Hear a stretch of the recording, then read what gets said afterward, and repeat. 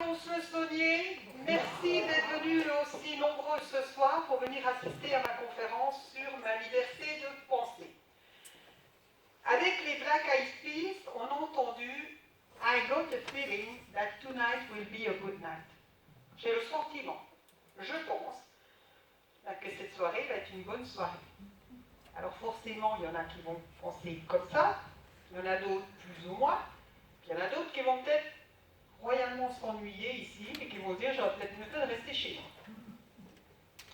Tout n'est que question de perception.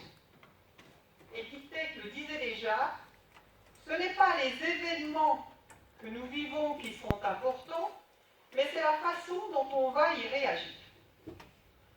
Et ça, je m'en suis rendu compte, moi, un jour que j'écoutais la radio, et j'ai entendu un journaliste qui interviewait des personnes, vous savez, quand il y a eu les inondations de la Roya dans le sud de la France.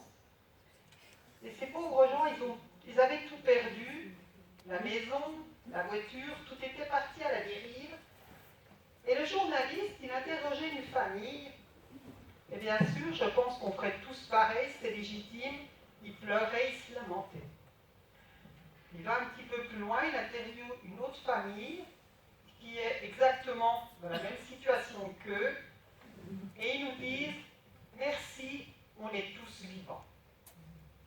Qu'est-ce qui fait que ces deux familles, qui vivent exactement le même événement, qui sont dans les mêmes conditions, n'ont pas le même discours?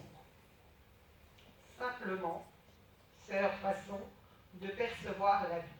Gims, que vous avez entendu, dans une de ses chansons, il dit ceci: la beauté et la laideur sont dans l'œil de celui qui regarde. Un peu en avant, il y avait le Dalai Lama qui disait ceci: celui qui maîtrise ses perceptions maîtrise sa vie. Et c'est ça qu'on va voir tout au long de cette conférence. Maintenant, je te dis, imagine, as-tu déjà réfléchi à ce que serait ta vie si tu pensais différemment? Imagine juste un instant que ta vie, c'est ce qui défile sur l'écran, là, sur le mur blanc, et que ton cerveau, c'est le vidéoprojecteur. Et tout d'un coup, ce que tu vois qui défile sur le film de ta vie, c'est exactement ce qu'il y a dans le vidéoprojecteur, c'est-à-dire dans ton cerveau. Tu as déjà pensé. C'est par exemple, tu lis un événement, et tu te dis, oh, de toute façon, j'ai fait ça, tu dis à la personne qui est à côté de toi, tu verras ce truc-là, je le fais, mais je suis à peu près 100% persuadé que ça va capoter, ça ne va pas marcher. Au final, c'est ce qui arrive. Et tu lui dis 15 jours après, tu vois, je te l'avais dit. Je te l'avais bien dit quand même. C'est bien ce qui s'est passé. Eh oui. Et si on se rendait compte que notre monde extérieur n'est que le reflet de notre monde intérieur? Alors une chose est sûre, c'est que notre façon de percevoir est étroitement liée à notre perception, à notre carte du monde, mais aussi à notre système de croyances. Alors qu'est-ce que c'est qu'une croyance? Eh bien, c'est une pensée que l'on se répète ou que l'on nous a répétée. Bien savoir une chose, c'est que 80% de nos pensées ne nous appartiennent pas, elles nous viennent de notre environnement. Ces pensées, par exemple, par rapport à un événement que l'on va vivre, eh bien, on va en tirer une conclusion. On va peut-être même en faire une généralisation. Cette pensée, elle va s'élaborer à partir d'un noyau qui va constituer la croyance. Et à chaque fois que je vais revivre un événement qui va être similaire, ça va venir conforter cette croyance que je vais valider et je vais avoir de plus en plus de mal à la remettre en question. Croyance, ça vient du verbe croire, credere en latin, qui veut dire tenir pour vrai.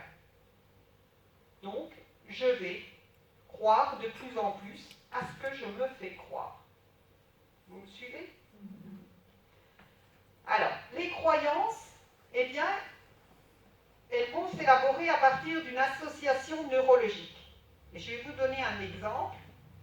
Par exemple, un petit enfant, quand il voit un chien pour la première fois, si l'expérience se passe très bien, qu'il joue avec le chien, que le chien vient se frôler vers lui, qu'il le lèche, le gamin il lui touche les poils, c'est rigolo et tout ça, il va se dire, ben chien, c'est un compagnon de jeu, c'est rigolo ce truc-là, c'est tout doux, et donc son cerveau va faire une association neurologique, il va dire chien égale bonheur, c'est trop fun. Par contre, si la première fois qu'il voit un chien et que ce jour-là, le chien il est énervé, il est en colère, il grogne, il monte les dents, oh là là, et puis s'il peut que ses parents lui disent attention, le chien peut mordre, le gamin il va dire ben chien, oh là là, c'est pas rigolo ce truc-là, ça grogne, et puis ça peut mordre. Donc il se peut bien que le gamin, après sa première expérience avec le chien, eh bien il ait peur des chiens. Et on va faire des associations neurologiques sur tous les événements que l'on va vivre depuis notre naissance.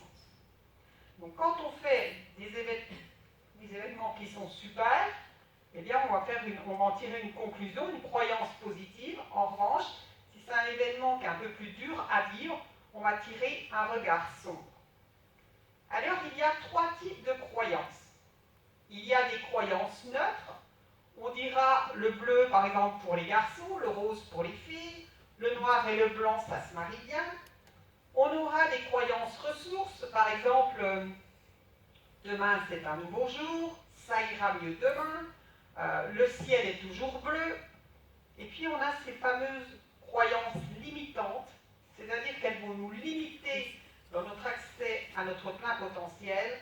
Ça peut être l'argent ne fait pas le bonheur. Ça peut être à la ménopause, on prend des kilos.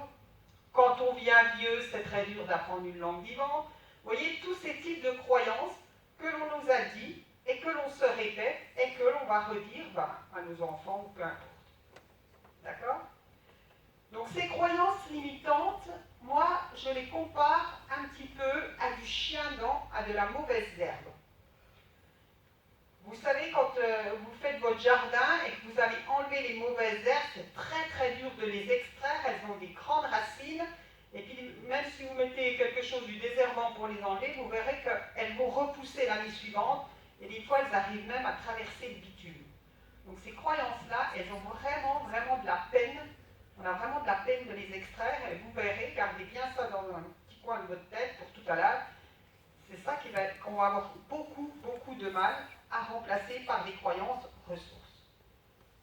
Alors, aujourd'hui, si toi, dans ta vie, tout baigne dans tous les domaines de vie, bon, ben, peut-être que tu vas t'ennuyer ici ce soir, quoique, comme l'équilibre n'existe pas, peut-être que ça va te servir pour plus tard, mais si dans ta vie, tu as l'impression de vivre toujours le même scénario à répétition, que tu essayes de mettre un changement en place et que tu te décourages en cours de route, que tu dis que la vie, elle n'est pas fun avec toi, elle n'est pas sympa, elle n'est pas cool, elle n'est pas généreuse, ou tout simplement que tu manques de confiance en toi, alors tu es au bon endroit parce que je vais essayer de t'aider à faire une prise de conscience et peut-être mettre la main sur le frein qui t'empêche d'accéder à ton plein potentiel.